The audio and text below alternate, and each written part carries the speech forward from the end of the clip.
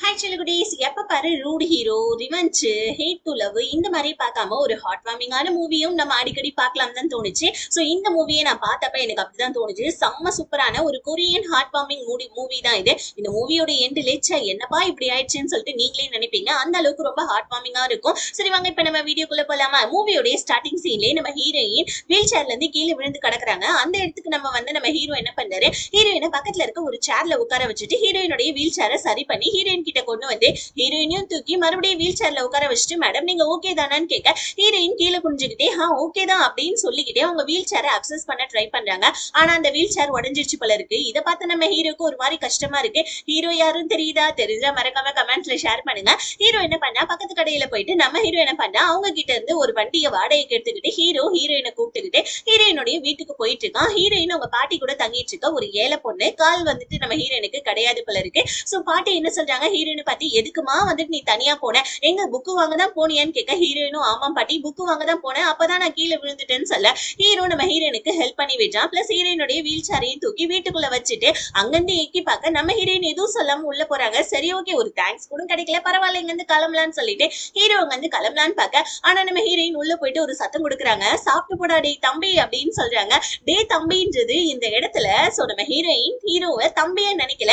விஷயம் என்னன்னா, இப்ப நம்ம அம்மா அப்பா யாராவது இருந்தாங்கன்னா நமக்கு ஏதாவது அண்ணன் அப்படின்னு சொல்லியிருந்தாங்களா, அப்பப்ப வந்துட்டு தம்பி சாப்பிட வாடா, தம்பி எந்திரிச்சு போய் குளி, தம்பி சீக்கிரம் எந்திரி, அது மாதிரி எல்லாம் சொல்லுவாங்க இல்லையா. ஒரு அம்மா ஒரு பையனை வந்துட்டு தம்பின்னு கூட செல்லமா கூப்பிடுவாங்க இல்லையா. அந்த மாதிரிதான் நம்ம ஹீரோயின் இப்ப ஹீரோவை தம்பின்னு சொல்லிட்டு கூப்பிடுறாங்க.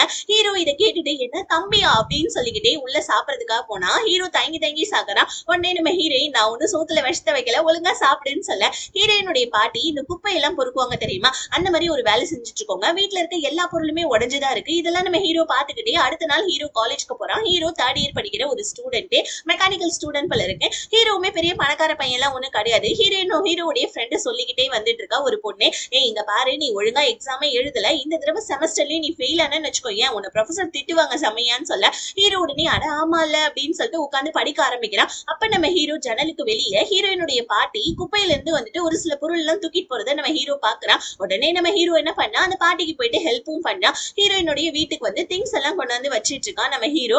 அப்பவுமே நம்ம ஹீரோ உள்ள ஹீரோயினை எட்டி பார்க்க நம்ம ஹீரோ பார்த்துட்டு வாடா தம்பி எப்படி இருக்க அப்படின்னு சொல்லிட்டு கேக்குறாங்க. நம்ம ஹீரோ என்னடா இவ எப்ப பார் தம்பி தம்பின்னு கூப்பிடுறா, நம்ம வயசு பொண்ணு தானே இவ அப்படின்னு சொல்லிட்டு ஹீரோ கடுப்பாவ. ஹீரோயினுடைய வீடு ரொம்ப கஷ்டப்பட்ட ஃபேமிலி தான். எந்த அளவுக்குன்னா நம்ம ஹீரோயின் பாருங்களேன், வீட்டுல வந்துட்டு குக் பண்றதுக்கு கேஸோ இல்ல ஸ்டவ்வோ எதுவுமே கிடையாது. அயன் பாக்ஸ் வச்சு நம்ம ஹீரோயின் வந்துட்டு குக் பண்ணிட்டு இருக்காங்க. அதை நம்ம ஹீரோக்கும் ஷேர் பண்றாங்க. ஹீரோவும் சுத்தி வீட்டெல்லாம் பாத்துட்டு இருக்கா. நம்ம ஹீரோ வந்துட்டு ஒரு போட்டோ பாக்குறான். இது யாரு அப்படின்னு கேட்க நம்ம ஹீரோயின் அதுதான் என்னுடைய அப்பா ஃபாரினர், அம்மா கொரியாக்காரங்கன்னு சொல்ல ஹீரோ இந்த அப்பா வந்துட்டு நீ உங்க அப்பா மாதிரி கிடையாது, உங்க அம்மா மாதிரி இருப்ப போல இருக்குன்னு சொல்ல ஹீரோயினும் அட ஆமா சரி உட்காந்து சாப்பிடுன்னு சொல்ல ஹீரோவும் உட்காந்து சாப்பிட்டுட்டு இருக்கான். நம்ம ஹீரோயினுக்கு பிடிச்சிருக்க போல இருக்கு, ஹீரோயினையும் ஹீரோக்கு பிடிச்சிருக்க போல இருக்கு. ரெண்டு பேருமே அதனாலதான் வந்து பாத்தீங்கன்னா மௌனமா பேசிட்டு இருக்காங்க.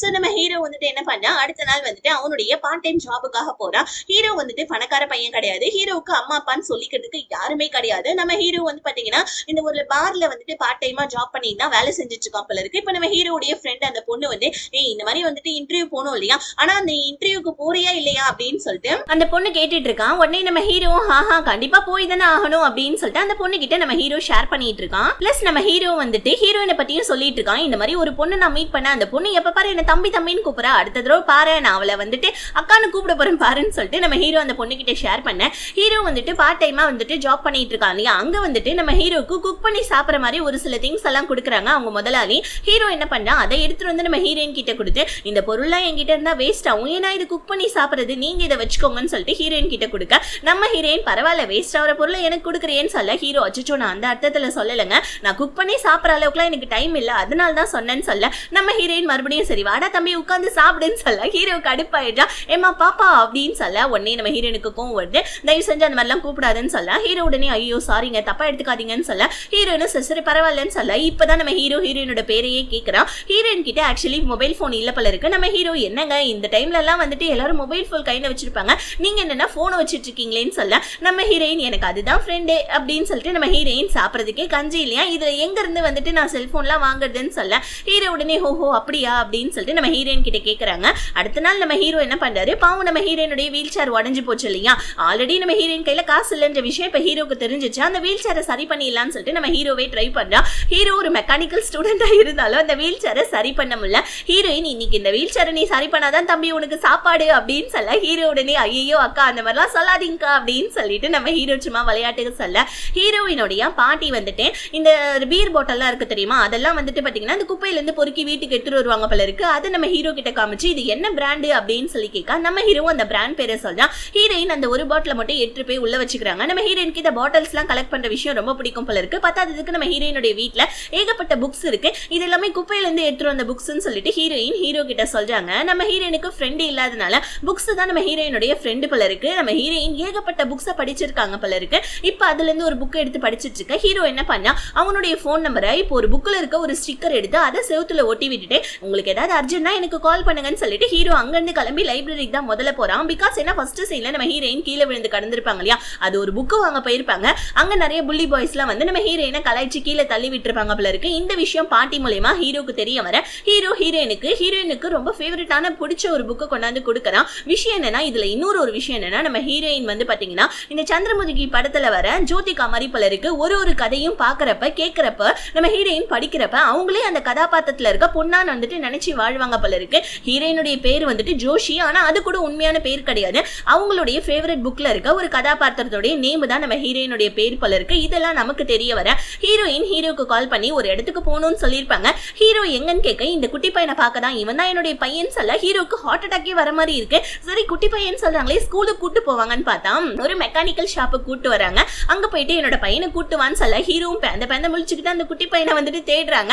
யாருப்பா வேணும்னு சொல்லிட்டு அங்க இருக்க ஒரு ஆள் கேட்க இல்லங்க இந்த மாதிரி வந்துட்டு இந்த குட்டி பையன் வேணும்னு சொல்ல அந்த போட்டோவை பார்த்தா அந்த ஆள் என்ன பண்றான் வெளியே வந்து நீ எப்படி இங்க வந்த நல்லா இருக்கியா அப்படின்னு சொல்லி கேட்க ஹீரோயின் அந்த குட்டி பையனை வந்துட்டு தேடி வந்தாங்களே அந்த குட்டி பையன் வேற யாரும் கிடையாது இந்த பெரிய பையன் தான் இருக்கு அந்த குட்டி பையன். இப்ப நம்ம ஹீரோயின் என்னடாப்பா தம்பி இந்த மாதிரி நல்லா இருக்கியா உன்னோட உடம்புலாம் நல்லா இருக்கான்னு சொல்லிட்டு கேட்டுட்டு ஹீரோயின் அங்க இருந்து கிளம்பிட்டாங்க. ஹீரோக்கு ஒரு டவுட், நீங்க காமிச்சது சின்ன வயசு போட்டோ, ஆனா இப்ப அந்த பையன் வந்துட்டு உங்க பையனான்னு கேட்க ஹீரோயின் ஆமா வந்துட்டு அவன் என்னோட பையன் தான், என்னோட அம்மா இறந்ததுக்கு அப்புறமா நானும் எங்க அப்பாவும் தனியா இருந்தோம். அப்ப வந்துட்டு எங்க வீட்டுக்கு முன்னாடி இந்த குட்டி பையன் அதாவது இப்ப இந்த வளர்ந்த பெரிய பையனை யாரோ கொண்டு வந்து போட்டுட்டாங்க. அதுக்கப்புறம் அந்த குட்டி பையனை நான் தானே வளர்த்தேன். சோ அப்ப நான் தான் வளர்த்தேன்னா நான் தானே அம்மா அப்படின்னு சொல்லிட்டு நம்ம ஹீரோயின் ஹீரோ கிட்ட சொல்ல ஹீரோக்கு ஒண்ணுமே புரியலனாலும் சரி ஓகேங்க அப்படின்னு சொல்லிக்கிட்டு ஹீரோயினை அங்க இருந்து கூட்டிட்டு போவேன். நாளுக்கு நாள் நம்ம ஹீரோயினோட பாண்டிங் கொஞ்சம் கொஞ்சமா வந்துட்டு ரிலேஷன்ஷிப்ல மாறிக்கிட்டே இருக்கு. ஆனா ரெண்டு பேருமே வெளியே சொல்லிக்க காணும். ஆனா நம்ம ஹீரோ கூடவே இருக்காலையா ஹீரோவுடைய ஃப்ரெண்டு அவன் நம்ம ஹீரோவை லவ் பண்றாப்புல இருக்கு. ஹீரோ கிட்ட உன் படிப்பு முடிய போது நீயுமே வந்துட்டு சீக்கிரமா வேலைக்கு சேர்ந்துட போற, நம்மளுடைய ரிலேஷன்ஷிப்பை பத்தி என்ன நினைக்கிறேன்னு கேட்க ஹீரோ எதுவுமே சொல்ல மாட்டேன்றான். அப்படியே அங்க சீனை கட் பண்ணி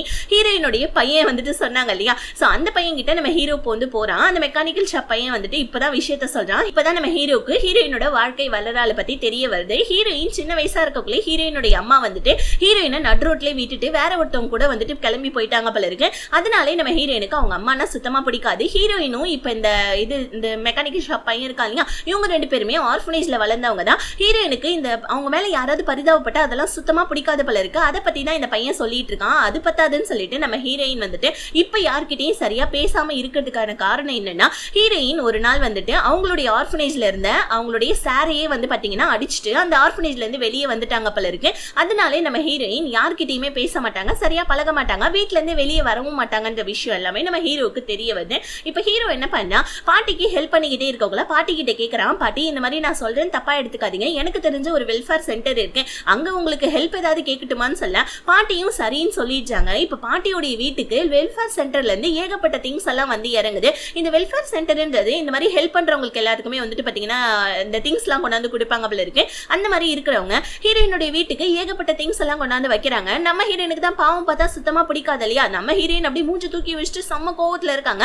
வெல்ஃபேர் சென்டர்ல இருந்து வந்தவங்க எல்லாருமே ஹீரோ சொல்லி தான் வந்தாங்கன்ற விஷயமும் நம்ம ஹீரோயினுக்கு தெரிய வருது. அவ்வளவுதான் நம்ம ஹீரோயினுக்கு சமக்கவும் வருது. பட் இருந்தாலும் புக்கை படிச்சுக்கிட்டே நம்ம ஹீரோயின் உட்காந்துட்டு இருக்க. ஹீரோ கேட்கறான், ஆமா உனக்கு எந்த இடம் ரொம்ப பிடிக்கும்னு சொல்ல ஹீரோயின் எனக்கு ஸ்காட்லாந்து போகணும்னா ரொம்ப பிடிக்கும், அங்க தனியா ஒரு சேர்ல உட்காந்துக்கிட்டு ஸ்காட்லாண்டுடைய அழகையே பார்த்து ரசிக்கணும்னு சொல்லிட்டு ஹீரோயின் ஹீரோ கிட்ட சொல்ல ஹீரோ என்ன பண்ணா அவனுடைய போனை நம்ம ஹீரோயின் கிட்ட காமிச்சு ஸ்காட்லாண்ட்னா இப்படிதான் இருக்கும் அப்படின்னு சொல்லிட்டு ஹீரோயின் கிட்ட மேப் மூலியமா காமிக்க நம்ம ஹீரோயினும் அந்த போனை பார்த்துட்டு செமையா ஷாக் ஆகுறாங்க.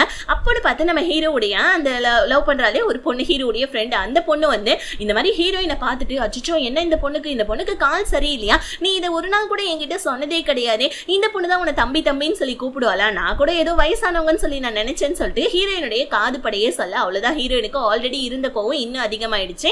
ஹீரோ கிட்ட இதுக்கப்புறமா என்ன நீ பார்க்க வராத, தயவு செஞ்சு என் வீட்டுல இருந்து வெளியே போயிடு, இதுக்கப்புறமா தயவு செஞ்சு என் வீட்டுக்கு மட்டும் வந்துடாத, வந்தனா கூட என்ன மட்டும் பாத்துறாதன்னு சொல்ல அப்படியே நம்ம ஹீரோ அப்படியே ஒரு மாதிரி மனசெல்லாம் சோகப்பட்டுக்கிட்டு அங்க இருந்து கிளம்பிடுறான். அப்படியே வந்துட்டு நாட்கள் கடந்து போது ஒரு 3-4 மாசத்துக்கு அப்புறமா காமிக்கிறாங்க. நம்ம ஹீரோக்கு வந்துட்டு பாத்தீங்கன்னா இப்ப அவனோட படிப்பெல்லாம் முடிச்சிட்டான். ஹீரோடைய ஃப்ரெண்டு வந்துட்டு கேக்குறா, இந்த மாதிரி உனக்கு வந்துட்டு வேலை கிடைக்க போகுது, பட் ஆனா உன்னுடைய வேலைய அந்த உன்னோட ப்ரொஃபசர் இருக்காங்க தெரியுமா, அவங்க வந்துட்டு வேணான்னு சொல்லிட்டாங்க. எதனால வேணான்னு சொன்னாங்கலாம் தெரியாது, ஆனா உனக்கு சீக்கிரமா வேலை கிடைச்சிச்சுன்னா நம்மளுடைய ரிலேஷன்ஷிப்பை பத்தி கொஞ்சம் யோசிக்கலாமான்னு சொல்ல ஹீரோ அப்பவுமே சிரிச்சிட்டு இருக்கான், எதுவுமே சொல்ல மாட்டேன்டா. ஏன்னா நம்ம ஹீரோக்கு ஹீரோயினை பிடிச்சிருக்கு போல இருக்கு.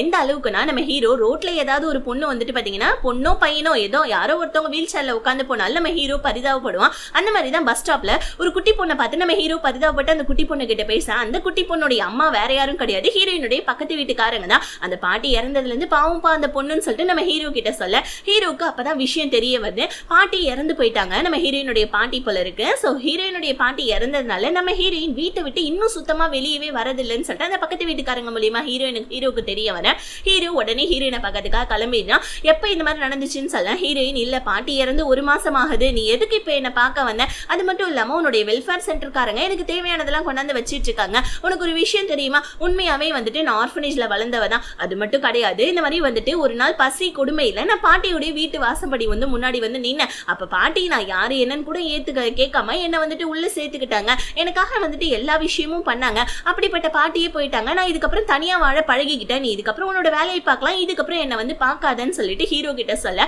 ஹீரோவும் சரி ஓகே ஹீரோயின் ஏதோ பக்குவம் ஆயிட்டாப்பல இருக்குன்னு சொல்லிட்டு அங்கிருந்து கிளம்பி போவேன். அப்பதான் பின்னாடி இருந்து ஒரு குரல் நம்ம ஹீரோயின் அழுதுகிட்டே வெளியே வந்து தயவு செஞ்சு என்னை விட்டு போவாத, நான் இது வரைக்கும் சொன்னதெல்லாம் போய் பாட்டி இது வரைக்கும் என் கூடவே இருந்தாங்க, அப்ப எனக்கு எதுவுமே தெரியவே இல்லை, ஆனா இப்போ 2-3 மாசமா நான் தனிமையில இருக்கேன், எனக்கு ரொம்ப கஷ்டமா இருக்கு, இந்த மாதிரி என்னை விட்டு தயவு செஞ்சு போயிடாத அப்படின்னு சொல்ல ஹீரோ நம்ம ஹீரோயின் கிட்ட அவனுடைய லவ்வ சொல்றான். ஹீரோயினுமே அவங்களுடைய லவ்வ சொல்லிடுறாங்க. 2 பேருமே அப்படியே வந்துட்டு அதே இடத்துல கிஸ் பண்ணிட்டாங்க. இப்ப ஹீரோ ஹீரோயினுக்கு ப்ராமிஸ் பண்றான், இதுக்கப்புறமா நான் உன்னை விட்டு போக மாட்டேன், எப்பயுமே நான் உன் கூடவே தான் இருப்பேன்னு சொல்லிட்டு நம்ம ஹீரோ அவனுடைய வீட்டுல இருக்க திங்ஸ், அதாவது நம்ம ஹீரோவே கொஞ்சம் திங்ஸ் தான் வச்சிருப்பான், ஏன்னா ஹீரோக்குமே யாருமே கிடையாது இல்லையா, சோ ஹீரோவும் அவனுடைய வீட்டு திங்ஸ் எல்லாத்தையும் எடுத்துக்கிட்டு ஹீரோயினுடைய வீட்டுக்கும் வந்துடுறான். ஹீரோயின் இதெல்லாம் பார்த்து ரொம்ப சந்தோஷப்படுறாங்க. பத்தாததுக்கு நம்ம ஹீரோயின் இப்பெல்லாம் புக்ஸே படிக்கிறது கிடையாது, ஹீரோ கூட நல்லா டைம் ஸ்பெண்ட் பண்ணிட்டு இருக்காங்க. நம்ம ஹீரோவும் வந்து பாத்தீங்கன்னா இது வரைக்குமே வேலை தான் தேடிட்டு இருக்கான் போல இருக்கு. 2 பேருமே வந்து பாத்தீங்கன்னா ஒரு நாளைக்கு 2 வேளை சாப்பிடுறதே பெரிய விஷயமா இருக்கு. ஆனாலும் நம்ம ஹீரோயினை நல்லபடியா பாத்துக்கிறான். ஹீரோ ஒரு நாள் வேலை தேடி ஒரு கம்பெனிக்கு போவேன், அங்கதான் நம்ம ஹீரோ வந்துட்டு அவனுடைய ப்ரொஃபஸரை மீட் பண்ணான். சோ இந்த லேடி ப்ரொஃபஸர் தான் ஆல்ரெடி நம்ம ஹீரோ கிடைச்ச வேலையை வந்து பாத்தீங்கன்னா எடுத்து விட்டுருப்பாங்க போல இருக்கு. அந்த சிஇஓ கிட்ட சொல்லி அந்த கம்பெனியோட சிஇஓ கிட்ட சொல்லி இதுதான் ஹீரோடைய ஃப்ரெண்டு ஒரு நாள் ஹீரோ கிட்ட சொல்லியிருப்பான். இப்ப நம்ம ஹீரோ அந்த ப்ரொஃபஸர் கிட்டே கேட்டுறான், ஏன் ப்ரொஃபஸர் உங்களுடைய ஃபேவரட் ஸ்டூடெண்டா தானே நான் இருந்தேன், அப்புறமும் நீங்க என்ன ஏன் வந்துட்டு என்னுடைய ஃபர்ஸ்ட் எனக்கு கிடைக்க வேண்டிய இருந்த வேலையை நீங்க ஏன் எனக்கு எடுத்து விட்டீங்கன்னு கேட்க அந்த ப்ரொஃபஸர் அந்த சிஇஓ ரொம்ப ரூடானவருடா, நீ வந்துட்டு வேலைக்கு சேர்ந்துட்டேன்னா உன்னை பிடிச்சி செம்மையா டார்ச்சர் பண்ணுவாரு, அதனால தான் வந்துட்டு நான் வேணான்னு சொன்னேன், ஆனா இப்போ நீ போயிருக்க கம்பெனிக்கு நான் தாண்டா உன்னை ரெக்கமெண்ட் பண்ணேன்னு சொல்ல ஹீரோ ப்ரொஃபஸர் கிட்ட சாரி கேட்டுட்டு வீட்டுக்கு வர நம்ம ஹீரோயினுடைய லைஃபை தான் காமிக்கிறாங்க. ஆக்சுவலி நம்ம ஹீரோயினுக்கு பிரெக்னென்ட் ஆகணும்னு ரொம்ப ஆசை, என்னதான் இருந்தாலும் ஹீரோயினுடைய இடுப்பு கீழே ஒர்க் பண்ணாது இல்லையா, அதனால நம்ம ஹீரோக்கும் ஹீரோயினுக்கும் குழந்தையே இல்லை. ஒவ்வொரு தடவையும் நம்ம ஹீரோயின் வந்துட்டு இந்த பிரெக்னன்சி டெஸ்ட் கிட் பண்றப்ப எல்லாமே நம்ம ஹீரோயின் செம்மையா அழுவாங்க போல இருக்கு. இன்னைக்கும் அதே மாதிரி தான் பிரெக்னன்சி டெஸ்ட் கிட் செக் பண்ணி பார்த்துட்டு நெகட்டிவா வந்ததுனால அழுதுட்டு இருக்கேன். ஹீரோ நம்ம ஹீரோயின் கிட்ட மேப்பை காமிச்சு இந்த இடத்துல தான் நீயும் நானும் ஃபர்ஸ்ட் டைமா மீட் பண்ண தெரியுமான்னு சொல்ல ஹீரோயின் அந்த இடத்த பார்த்துக்கிட்டே அப்படியே அழுதுகிட்டே இருக்க. இப்ப ஹீரோ என்ன பண்ணா, ஹீரோயின் மறுபடியும் செம்ம சோகமா இருக்காங்களேன்றதுக்காக ஒரு ஜெயின் ஃபீல்ட் கிட்ட கொண்டு வந்து இங்க நீ ஜெயின் ஃபீல்டுக்குலாம் போயிருக்கியா அப்படின்னு சொல்லி கேட்டேன். ஹீரோயின் உடனே வந்துட்டு அவங்க புக்ல படிச்ச கதையை சொல்லிட்டு இருக்காங்க. நான் ஒரு தடவை ஆப்பிரிக்காவுக்கு போனேன், அப்ப வந்துட்டு நான் ஜெயின் ஃபீல்ட்ல ஏறினேன், அப்ப வந்துட்டு இந்த ஜெயின் ஃபீல்ட்ல ஏறினப்ப அந்த மொத்த ஆப்பிரிக்காவுடைய அழகையே நான் பார்த்து ரசிச்சேன்னு சொல்லிட்டு நல்லா சொல்லிட்டு இருக்காங்க. ஏன்னா இதுவுமே புக்ல படிச்ச ஒரு கதை தான். சோ இது நம்ம ஹீரோ கிட்ட சொல்ல ஹீரோ இத்தனை நாள் ஹீரோயின் கூட இருந்ததால நம்ம ஹீரோயின் சொல்ற கதை எல்லாத்தையுமே புக்ல படிச்சதுன்னு சொல்லிட்டு கண்டுபிடிச்சிடான். இப்படியே நாட்கள் ஓடுது. ஒரு 5 வருஷத்துக்கு அப்புறமா காமிக்கிறாங்க ஹீரோ ஹீரோயின் 2 பேருமே ஸ்காட்லாண்ட்ல இருக்காங்க. ஹீரோயினுக்கு ரொம்ப பிடிச்ச இடம் இல்லையா, நம்ம ஹீரோயின் அப்படியே வந்துட்டு தோல்ல தூக்கி வச்சுட்டு பிகி பேக் தூக்கிட்டே வந்து ஹீரோயின் ஆசைப்பட்ட மாதிரி ஒரு சேர்ல உட்கார வச்சுக்கிட்டு இந்த இடம் எப்படி இருக்குல்ல பாக்குறதுக்கு செம்ம அழகா இருக்கு, உன்னுடைய டேஸ்டே தனி தெரியுமா, இந்த இடத்துக்கு தானே நீ வரணும்னு நினைச்சேன்னு சொல்ல ஹீரோயின் ஆமா நான் இந்த இடத்துக்கு தான் வரணும்னு நினைச்சேன்னு சொல்லிட்டு பக்கத்துல பார்த்தா நம்ம ஹீரோவை காணோம்.